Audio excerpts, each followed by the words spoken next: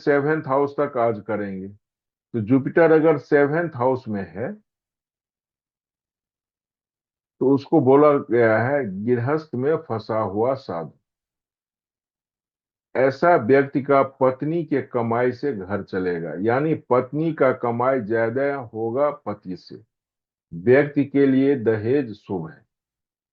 शयन कक्ष में किताब या मूर्ति फोटो होगा।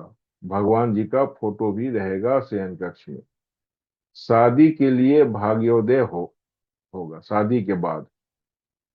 पक्के घर शुक्र का है।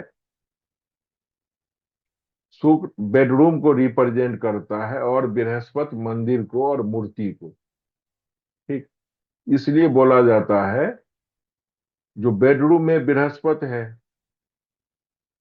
तो यहाँ व्यक्ति फंसा हुआ साधु इसलिए कहा गया। यहाँ व्यक्ति जरूरी से ज्यादा धार्मिक होगा तब बृहस्पति खराब होगा, और अयासी होगा तब बृहस्पति अच्छा होगा। क्योंकि सातवां घर का मालिक कारक शुक्र है।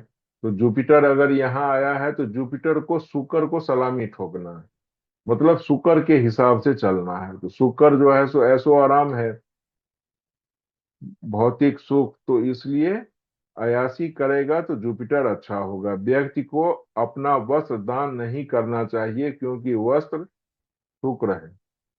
कपड़े दान करने से किस्मत खराब होगी। आधुनिक दिन मॉडर्न डेज में व्यक्ति के पास बहुत सारे कपड़े होंगे और यार दोस्त उपयोग करेंगे। व्यक्ति को मंदिर नहीं रखना चाहिए। घर में घंटी जो बुध का इंडिकेट करता है को नहीं बजाना है। घंटी बजाने से बृहस्पति खराब होगा और बच्चे होने में दिक्कत होगी। साथ में बृहस्पति को चंद्रमा से मदद मिलती है, इसलिए शिव पूजन करें। शिव जी पर जल चढ़ाएं तब बृहस्पति अच्छा होगा। यहाँ बृहस्पति पिता तथा संतान के लिए खराब है लेकिन सबके लिए तारनहार है। तो सेवेंथ हाउस में जब जुपिटर है तो क्या फल देगा? जातक धर्म कार्य में संलग्न रहेगा। धर्म का झंडा हर समय हाथ में रहेगा। सातवें भाव का शुभ फल चंद्रमा की कंडीशन पे डिपेंड करेगा। यात्रा से जीवन सुखी होगा और यात्रा में मृत्यु नहीं होगी, मृत्यु घर में ही होगी। जातक कहीं भी रहेगा तो अंत समय में घर में ही वापस आ जाएगा मरने के जब मौत आएगी तो। अतः परदेश में धन और संपत्ति के लिए भागदौड़ करना व्यर्थ है। यदि परदेश में मृत्यु हो जाए तो भी अंतिम क्रिया पैतृक में ही होगी। विवाह के बाद भाग्य वृद्धि होगी। जातक संतानहीन व ऋणायुक्त नहीं मरेगा। संतान की उत्पत्ति के बाद 34 वर्ष तक समस्त दुख दूर हो जाएंगे। गुरु सात में हो और 1 2 3 9 12 में गुरु के मित्र ग्रह हो तो धर्म कार्य में प्रसिद्ध होगा। तो जुपिटर अगर सेवेंथ में है तो व्यक्ति धार्मिक रहता है, धार्मिक और धनी होगा, दूसरों को तारने वाला होगा, मतलब सभी लोग उससे फायदा उठाएंगे। अगर पत्नी से अगर दहेज के रूप में कुछ लेके आया तो उसके लिए वो बहुत लाभदायक होगा। ससुराल से जो कुछ मिलेगा वो उसके लिए लाभदायक होगा। यात्रा से लाभ मिलेगा। वंश वृद्धि, जातक कभी निसंतान नहीं रहता। 34 साल के बाद उसका भाग वृद्धि होता है। पुत्र धन के प्राप्त निश्चित है। अगर सेवेंथ में अगर जुपिटर अशुभ हो तब क्या होगा? तो गुरु सात में हो और शनि 9 में हो तो जातक डाकू या चोर होगा। गुरु सात में हो और बुध 9 में हो या बुध उसके विपरीत 7 में हो और गुरु 9 में हो तो वैवाहिक गड़बड़ या परेशानी, गृहस्थ में परेशानी रहेगी। गुरु 7 में हो और शनि या बुध 2 6 12 में हो तो जातक पुत्र के लिए तरसता रहे। 45वें वर्ष में पुत्र पैदा हो जो उसे बर्बाद कर दे। दत्तक पुत्र भी दुख ही देगा। अगर अशुभ है तो संतान होने में दिक्कत है। 34 साल तक संघर्ष।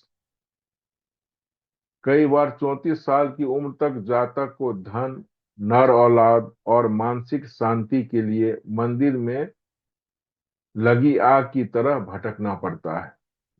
दत्तक पुत्र का योग।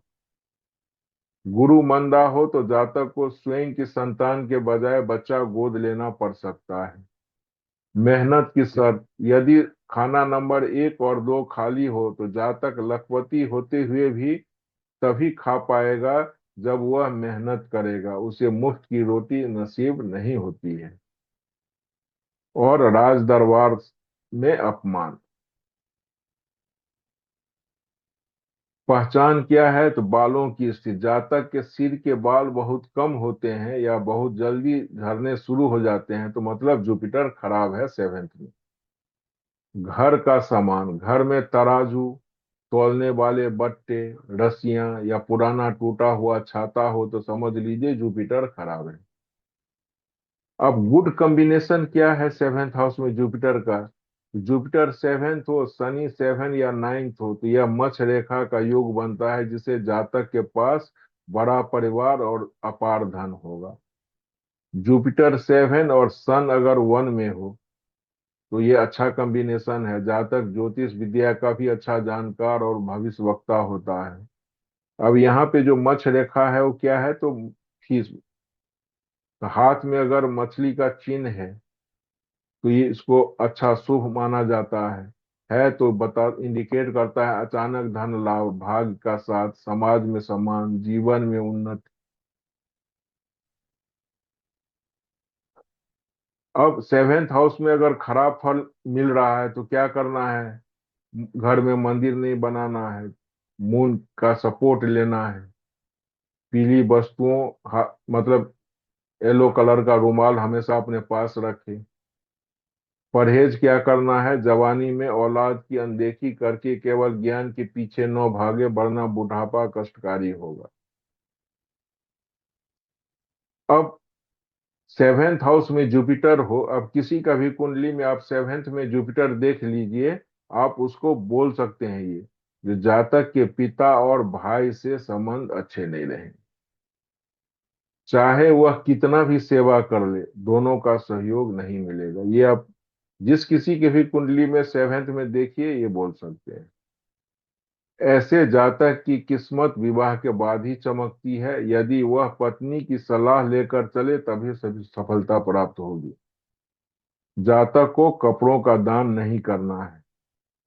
पत्नी से उसे सम्मान के बजाय अपमान ही अधिक मिलता है, यश प्राप्त नहीं होता है 7th में जुपिटर हो तब।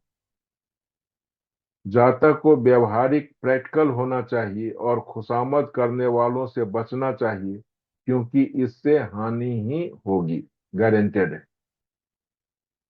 अब उप रेमेडी में क्या है? केसर का तिलक लगाए, 7 किलो चने की दाल गुरुवार के दिन किसी मंदिर में रख के आए, ये हर साल एक बार करना है उपाय। 6.5 रत्ती का सफेद पुखराज चांदी की अंगूठी में सोमवार को ही बनवाएं और सोमवार को ही धारण करें। जातक को पीले वस्त्र नहीं पहनने चाहिए अगर 7th में जुपिटर है, खराब फल दे तो। लंगर और प्रसाद